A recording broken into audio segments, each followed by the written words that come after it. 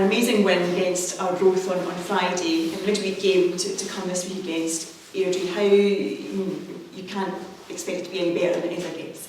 Yeah, I mean, as you'd imagine, the mood in the camp is very good. There's a lot of confidence within the group, and we're delighted with the performance on Friday. It was a big occasion for the club and for the supporters and for the city, and you could see that with the number of fans who turned up on Friday night. And the conditions weren't exactly brilliant either.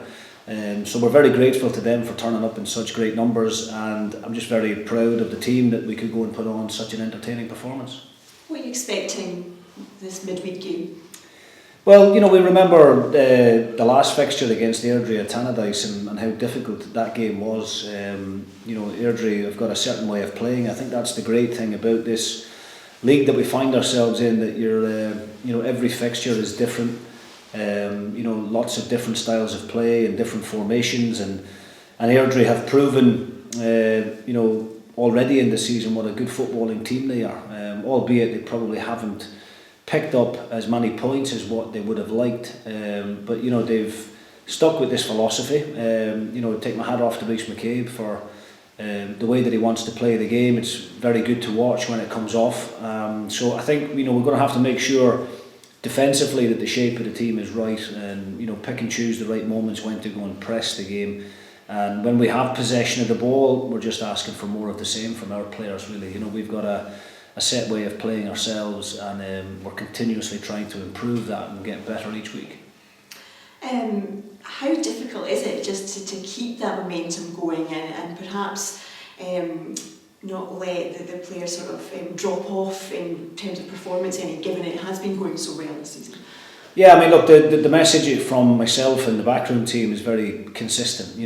There's a number of us who have been in the game long enough and have got enough experience to understand that if you start getting a bit relaxed and start just assuming that things are going to be easy, then that's when the game can come back and bite you. So we're continuously trying to drive that message home, trying to maintain high standards in training daily, and we're fortunate enough with the group that we've built, that we've got some really strong characters within the dressing room who will continue to demand from each other, which is really important. It's one thing about me barking instructions from the sidelines, but you really do need to have 3 or 4 leaders out there on the park carrying on that message, and we've got that in abundance. So the players are feeling really good about themselves right now. They're well aware of the fact that if they become complacent, then the results could change, and there's none of us that want that to happen.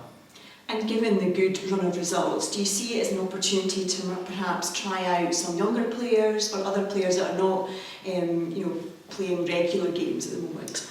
We got a good opportunity there on Friday night, around about the hour mark, to rotate the squad a little bit. But the team is very settled at the moment. The goalkeeper and the back four have been regular throughout the course of the season. Docherty and Sybil have developed a great partnership in the middle of the pitch. Louis Moult and Tony playing really well together, and Middleton and Kai Fotheringham have been very consistent. So I don't tend to make changes just for the sake of it. The team are in a good place right now. Those players who are waiting patiently in the wings are understanding of the fact that the players ahead of them are playing really well. But it's also important for those players who have got the jersey at the moment to recognise the fact that there are really good talented players on the bench at the moment who are desperate for an opportunity, and I think that keeps those boys on their toes as well. So we won't be making wholesale changes tomorrow night. Everybody's came through Friday night unscathed, thankfully, so it'll be much of a muchness from us tomorrow night.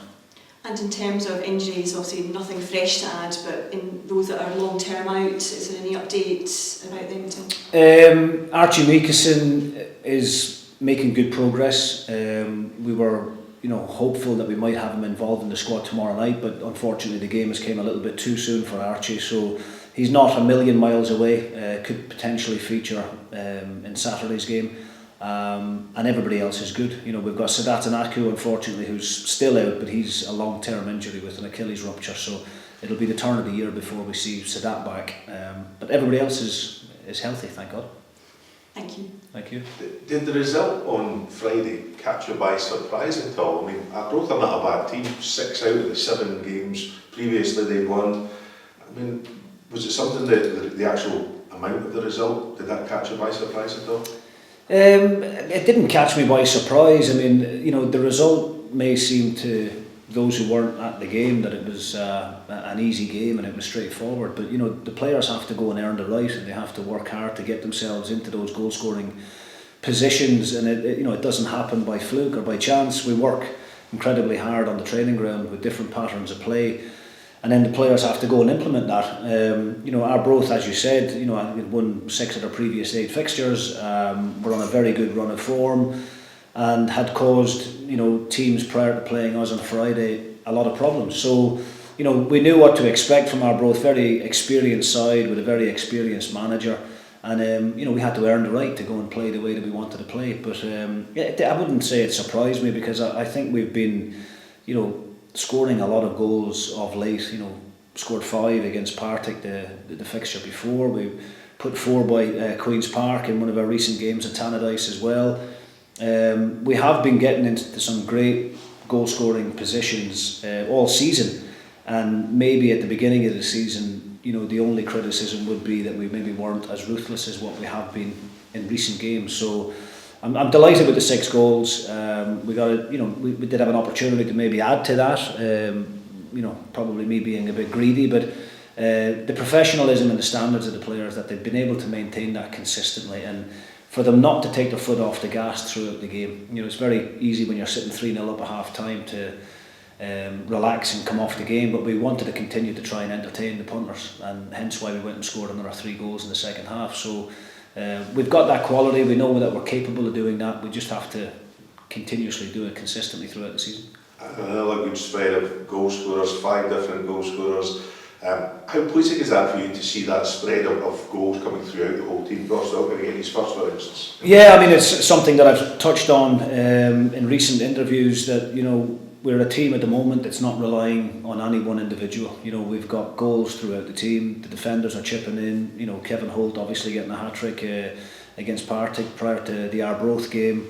You know, we look a real threat from set plays. I've got very good attacking-minded players all over the pitch, even the likes of Craig Sibbald and Ross Docherty, who are naturally defensive-minded midfielders. They've got the freedom to go and join in at times when they pick and choose that moment, and you know, Doc getting a great goal the other night as well. So that certainly does please me, the fact that we're getting lots of bodies into really good, dangerous areas, and the fact that we're able to capitalise on that is very pleasing. And the preparations for tomorrow, has anything changed in the preparation after the result on Friday to how you're preparing for the game tomorrow? No, not at all. I mean, you know, they come around quick, obviously. When you've got the midweek games, there's a little less time to prepare and to recover. But, you know, when you're winning games of football, you don't think about, you know, tired minds or tired legs. You know, we've had the extra day to recover with Airdrie playing on Saturday. And, yeah, you just... when you're in the form that we're in and you've got that bit of momentum, you know, the games can't come around quick enough, to be honest. So the boys have trained well this morning, and you know, really looking forward to another difficult challenge tomorrow night.